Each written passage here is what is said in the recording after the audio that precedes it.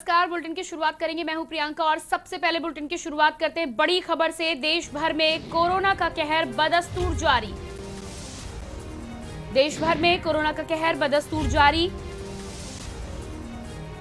UP में corona के 38,000 नए मामले। उत्तराखंड में कुल आंकड़ा पहुंचा 1.5 लाख के करीब।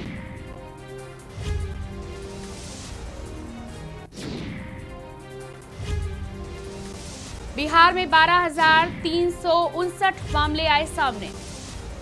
महाराष्ट्र में रिकॉर्ड 67,000 से अधिक मामले। लगातार हो रही है कोरोना से मौतें। देश भर में लगातार बढ़ रहा है संक्रमितों का आंकड़ा। देश भर में कोरोना का कहर बदस्तूर जारी। यूपी में कोरोना के 38,000 नए मामले। उत्तराखंड में कुल आंकड़ा पहुंचा 1.5 लाख के करीब।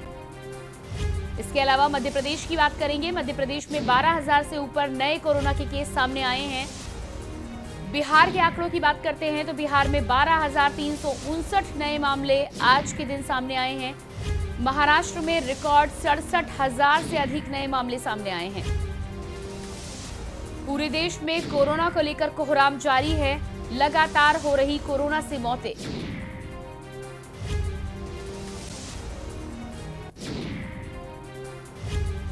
देश भर में लगातार कोरोना का कहर जारी है। संक्रमितों का आंकड़ा लगातार बढ़ता हुआ देखा जा सकता है।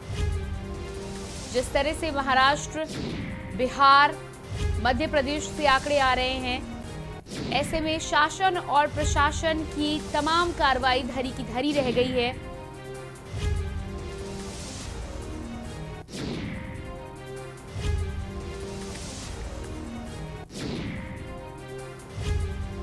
और इसी खबर पर ज्यादा जानकारी के साथ दिल्ली से हमारे ब्यूरो चीफ हमारे साथ जुड़ रहे हैं अमित दुबे जी। अमित, आपसे जानना चाहेंगे कि जिस तरह से ये आंकड़ा बढ़ रहा है, पूरे देश में लगातार संख्या बढ़ती नजर आ रही है, दिल्ली का इस समय क्या हाल है? देखिए, दिल्ली में मौतों का आंकड़ा लगातार बढ़ रहा है। पिछले 24 घंटे बात की जाए तो 357 मौतें, जो कि अपने आप में एक रिकॉर्ड है। हालांकि मामले जरूर 24,103 आए हैं, लेकिन जो संक्रमण का प्रतिशत है वो भी लगातार बढ़ रहा है। हर 3 आदमी में लगभग एक आदमी जो है वो संक्रमित नजर आ रहा है। 92,000 से ऊपर जो है 80% इस समय नजर आ रहे हैं। तो जाहिर तौर पे सारे अस्पतालों में त्राहिमाम त्राहिमाम मचा हुआ है। ऑक्सीजन की किल्लत लगातार तमाम हॉस्पिटल झेल रहे हैं। और ऐसे में जो लॉकडाउन हुआ था 1 हफ्ते का, वो भी यानी मंडे को शाम को 5 बजे समाप्त हो जाएगा। यानी सुबह 5 बजे तक का लॉकडाउन है। और ऐसे में आज केजरीवाल सरकार एक अहम बैठक लेने वाली है, जिसमें साफ तौर पे संकेत मिल रहा है कि इस लॉकडाउन को 1 हफ्ते के लिए और बढ़ाया जा सकता है। यानी अब इस लॉकडाउन को 1 मई तक किया जा सकता है। हालांकि इस पे क्या कितने दिनों के लिए लॉकडाउन बढ़ाया जा रहा है, अभी तक कोई आधिकारिक घोषणा नहीं हुई है। लेकिन हमारे सूत्र बता रहे हैं जिस हिसाब से दिल्ली में मरीजों की संख्या लगातार बढ़ रही है, मौतों का आंकड़ा लगातार बढ़ रहा है, उसके बाद इस लॉकडाउन को बढ़ाया जा सकता है, जिसे लेकर आज ये बैठक हो रही है। दूसरी बड़ी चीज की तमाम हॉस्पिटल्स जो है वो डेंजर जोन पे चल रहे हैं। यानी जो ऑक्सीजन की परसेंटेज दिखाई जाती है, किसी के पास 1 घंटे का ऑक्सीजन है, किसी के पास 2 घंटे की, किसी के पास 3 घंटे की। जिसके पास 3 घंटे के भी है, उसे 3 घंटे के बाद उसे उन्हीं हालातों से गुजरना है जो कि प्रेजेंट टाइम जिन हालातों से गुजर रहे हैं। कल हमने देखा कि किस तरह 25-25 लोगों की मौतें हो जाती है, खासतौर पर ऑक्सीजन का प्रेशर कम होने से। और ऐसे में हाई कोर्ट ने भी कड़ी फटकार लगाई है। उन्होंने हाई कोर्ट ने साफ तौर पे कहा है कि अगर किसी ने ऑक्सीजन के सिलेंडर को की राह बाधित करने की कोशिश की तो ऐसे लोगों को फांसी पर चढ़ा देंगे। यानी समझा जा सकता है कि ऑक्सीजन लेके हाई कोर्ट भी कितना सख्त है। हालांकि सरकार जो है वो लगातार इसे लेके पैरवी कर रही है। सरकार ने भी कहा है कि युद्ध स्तर पे तमाम जो इंफ्रास्ट्रक्चर है वो लगा हुआ है।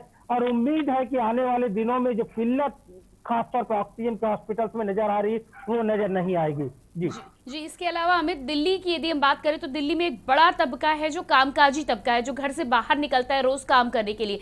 ऐसे में ये भी जानकारियां आ रही हैं कि इस बार जो संक्रमण बढ़ रहा है वो 45 से नीचे के लोगों में भी उसी तरह बढ़ रहा है। इस बात में कितनी सच्चाई है? खुद दिल्ली के मुख्यमंत्री इस बात को कह रहे हैं कि अब जो परसेंटेज 45 साल से नीचे के लोग जो है वो ज्यादा संक्रमित हो रहे हैं और ऐसे लोग जो है वो लगभग 60% के आसपास है। जाहिर तौर पर समझा जा सकता है कि युवा किस तरह संक्रमित हो रहा है। हाँ। और हॉस्पिटल में आगे ऑक्सीजन आगे।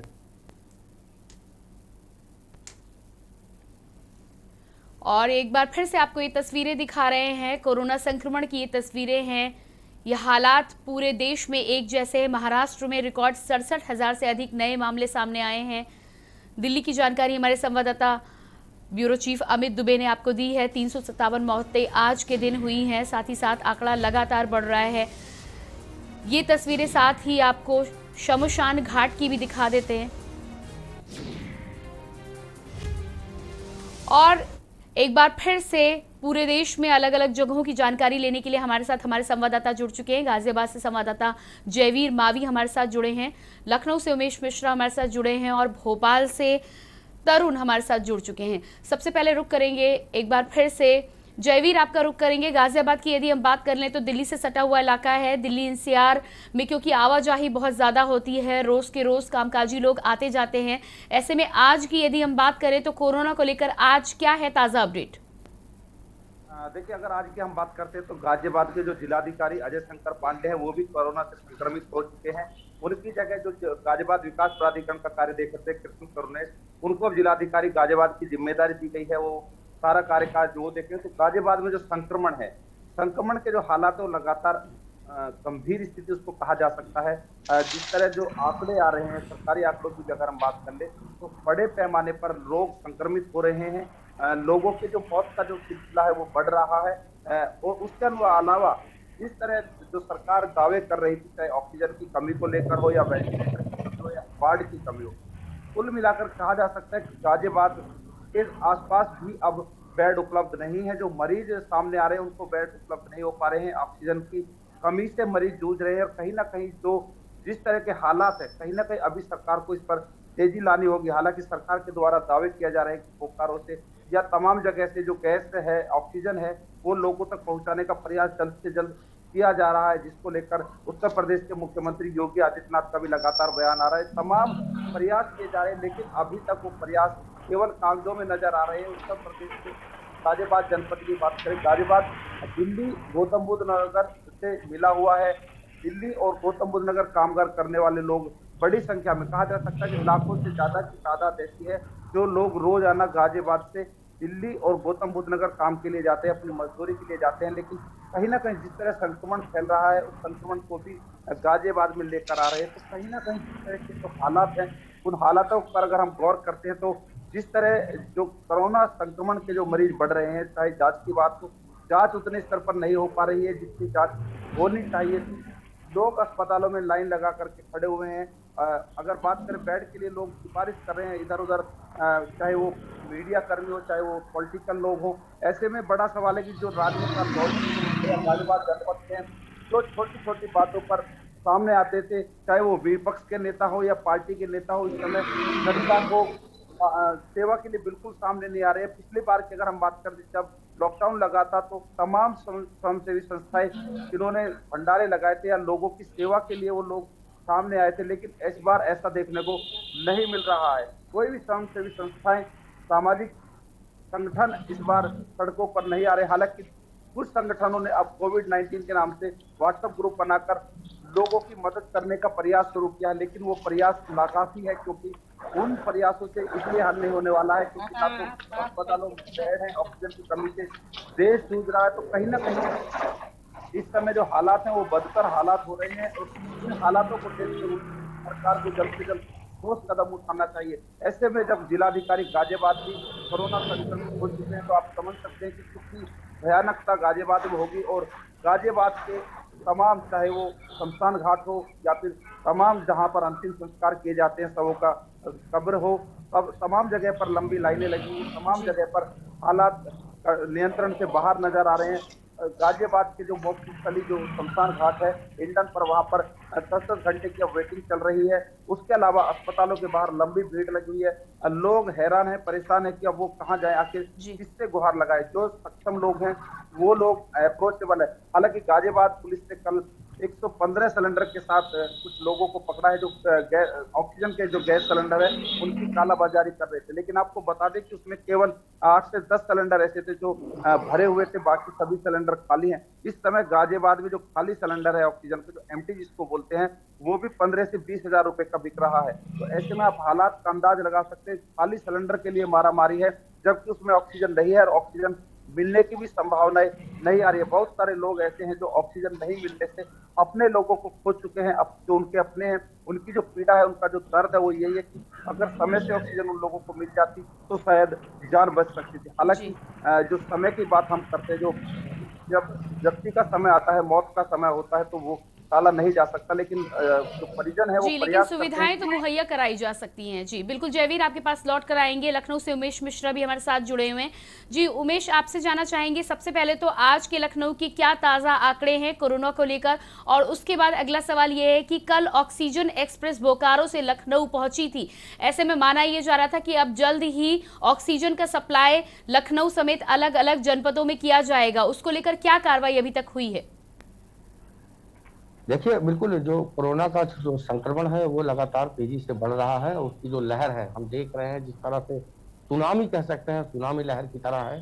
और लगातार जो जैसा कि आप बता रहे हो कि बोकारो से जो ऑक्सीजन गैस आई है उसकी पूर्ति के लिए सरकार ने पूरी तरह से व्यवस्थित कर दिया है। एक सेंटर बनाया गया, वहां से पूरी मॉनिटरिंग की जाएगी और जो राजधानी लखनऊ के अगल बगल के जनपद हैं उनमें कैसे सप्लाई हो और कितने मानक हो, और एक मानक स्थापित करके ऑक्सीजन को देना है। जिस तरह से कोर्ट की तरफ से भी ये कहा गया है कि अगर ऑक्सीजन के प्लांट और चीजों को कोई रोकेगा, कोई बाधा उत्पन्न करेगा तो उसे टांग दिया जाएगा। तो स्पष्ट एक निर्देश है जनहित के लिए कोर्ट का, और साथ ही साथ सरकार का ये दायित्व है कि इस जो ऑक्सीजन प्लांट है, जो गैस है, इसको कैसे प्लांट से मूवमेंट कराए, कैसे इसकी सप्लाई हो, और जो मानक है उसके विपरीत ना हो, मानक के अंदर ही हो, कहीं कोई ज्यादा इसकी मात्रा इकट्ठा ना कर ले, जिसको जितनी जरूरत है उतनी ही ऑक्सीजन उसको पूर्ति की जाए। इस तरह की व्यवस्था को मुकम्मल किया गया है। इसकी लगातार सरकार के जो मशीनरी है वो मॉनिटरिंग कर रही है।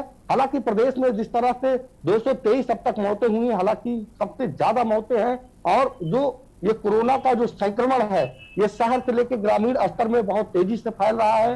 हालांकि सरकार व्यवस्था को मुकम्मल करने में लगी है, लेकिन जिस तरह से ये एक पूरी सुनामी की तरह निकल कर ये संकट आया है और जो कोरोना का संक्रमण चल रहा है, जिस तरह से अगर देखिए तो आप 35,000 से ऊपर उत्तर प्रदेश में कोरोना के संक्रमित मरीजों की संख्या है। साथ ही साथ अगर व्यवस्था की बात की जाए, जांच की बात की जाए, तो तमाम ऐसे हॉस्पिटल है जो आज भी सरकार उनको कोविड सेंटर बना रही है, उनको कोविड का इलाज करने के लिए उनको बेड स्थापित कराए जा रहे हैं। लेकिन अभी भी व्यवस्था को पूरी तरह से मुकम्मल सरकार नहीं कर पाई है। लेकिन सरकार के सामने भी ये चुनौती है, चुनौती भरे समय में सरकार पूरी मशीनरी के साथ काम कर रही है।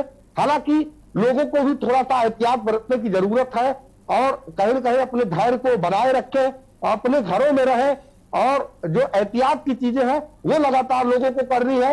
और जो ऑक्सीजन की अब बात है, हो सकता है जिस तरह से ऑक्सीजन को लेकर सरकार व्यवस्था को मूर्त रूप दिया गया है, वो एक सेंटर बनाया गया है जहां से पूरी मॉनिटरिंग होगी ताकि पारदर्शिता बरती जा सके। जिस तरह से उत्तर प्रदेश पुलिस की तरफ से भी तमाम जगह स्वास्थ्य संबंधी उपकरण बरामद हुए, वहां पे कार्रवाई हुई, चाहे ऑक्सीजन को लेकर हो या इंजेक्शन को लेकर हो।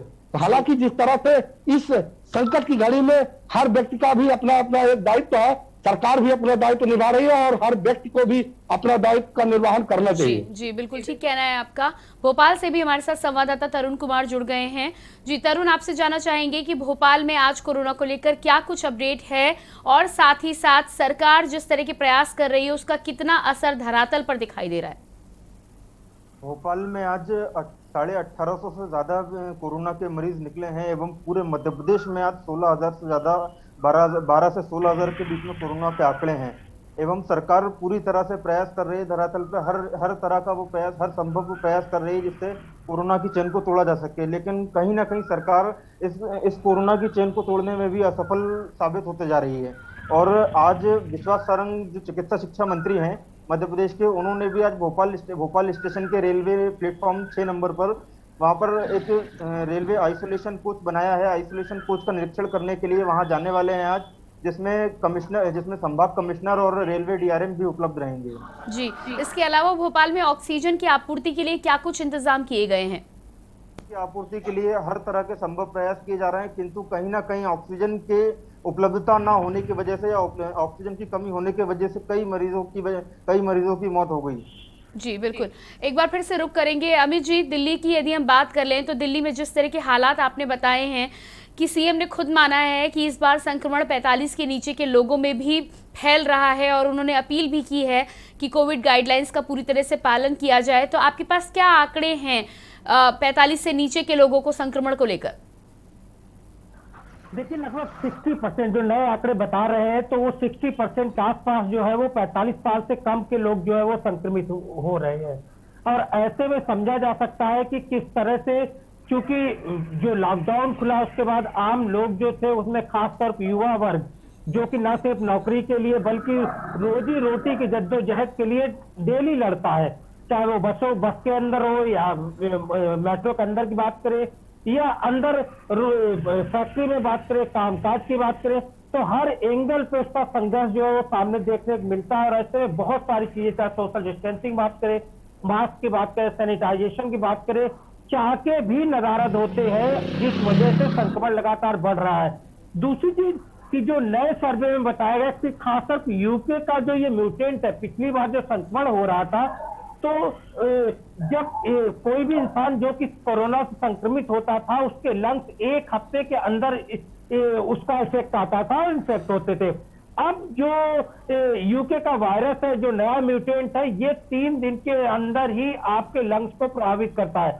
तो जाहिर तौर पर 3 दिन के अंदर जो आइसोलेशन में, होम आइसोलेशन जो लोग होते हैं वो भी देखते देखते 3 दिन के अंदर क्रिटिकल स्टेज में आ जाते हैं, जहां न सिर्फ हॉस्पिटल की जरूरत होती है बल्कि वेंटिलेटर, आईसीयू जैसे और ऑक्सीजन जैसी चिकित्सा की जरूरत होती है। समझा जा सकता है यही बड़ी वजह है कि देश की स्थिति जो है वो इतनी ज्यादा भयावह बनी हुई है। खासतौर पे दिल्ली की बात करें, तमाम हॉस्पिटल जो है वो लगातार संघर्ष कर रहे हैं। यहाँ पे बेड्स की संख्या भी घटाई गई है, उसका बड़ा रीजन ऑक्सीजन है, क्योंकि हॉस्पिटल चाहते हैं वो उतने ही लोगों को अपने यहाँ पे रखेंगे जितने लोगों को ऑक्सीजन सप्लाई कर सकते हैं, जितने लोगों की वो व्यवस्था कर सकते हैं। एक्स्ट्रा लोगों को वो यहाँ से नहीं लेना चाहते, जिस वजह से जो नए एडमिशन है, खासकर नए मरीज जो हॉस्पिटल के अंदर जाना चाहते हैं उन्हें खासी दिक्कत होने वाली है। हालांकि इस बीच अगर नोएडा की बात करें तो नोएडा प्रशासन ने जरूर एक सराहनीय कार्य किया है कि लगभग नोएडा के डीएम और सीएमओ ने मिलकर लगभग 200 बेड जो है वो खाली कराए। यानी नोएडा के जो तमाम हॉस्पिटल है, चाहे फोर्टिस की बात करें, मेट्रो की बात करें, अन्य हॉस्पिटल की बात करें, इन हॉस्पिटल्स में 200 मरीज ऐसे एडमिट थे जिन्हें रियल में हॉस्पिटल की जरूरत नहीं थी, वेंटिलेटर की जरूरत नहीं थी। और ऐसे में इन तमाम हॉस्पिटल से लोगों को बाहर निकाला गया तो 200 अतिरिक्त बेड खाली कराए गए हैं। अगर इस तरह की चीजें अगर दिल्ली में भी कंटिन्यू की जाए तो जाहिर तौर पर इस बात को समझा जा सकता है कि किस तरह से दिल्ली में भी तमाम बेड्स खाली हो सकते हैं, जिस तरह से नोएडा में लगभग 200 बेड जो है वो प्रशासन ने खाली कराए हैं और बेड की किल्लत दूर की गई है। तमाम लोग जी अमित, यहाँ पर आपको रोकना चाहेंगे, हम रुकेंगे एक छोटे से ब्रेक के लिए, आप बने